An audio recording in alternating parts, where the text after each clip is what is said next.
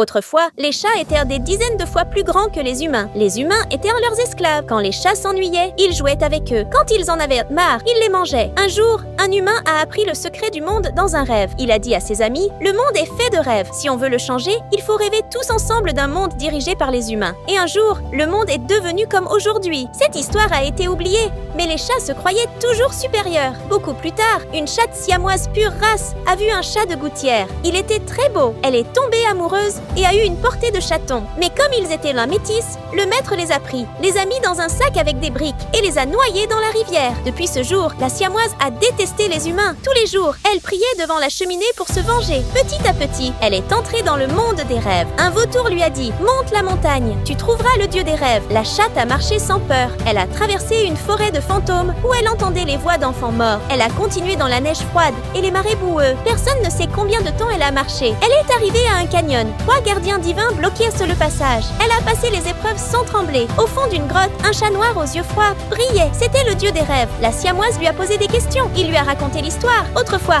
les chats régnaient sur les humains. Tout ce qui existe maintenant n'est qu'un rêve créé par les humains. À son réveil, la chatte a quitté sa vie de chat domestique. Elle est partie seule. Elle voyageait partout et peignait tout ce qu'elle avait vu en rêve. Elle rouvrait sans cesse sa blessure pour la perte de ses chatons. Elle appelait 1000 chats à rêver avec elle pour revenir au monde où les chats dominaient les humains. Même quand on se moquait d'elle, elle ne lâchait pas. Pendant un discours, des chats l'ont encore moquée. Mais un petit chaton est tombé d'une tombe et l'a regardée. Il croyait tout ce qu'elle disait. Son père l'a retrouvée et l'a ramené dormir. Le chaton avait couru toute la nuit. Il dormait profondément, les pattes bougeant comme s'il jouait. Le maître se demandait ce qu'il rêvait. Et toi, tu crois que les chats vont reprendre le pouvoir un jour? Laisse ton avis en commentaire et abonne-toi. Je lis tous les commentaires.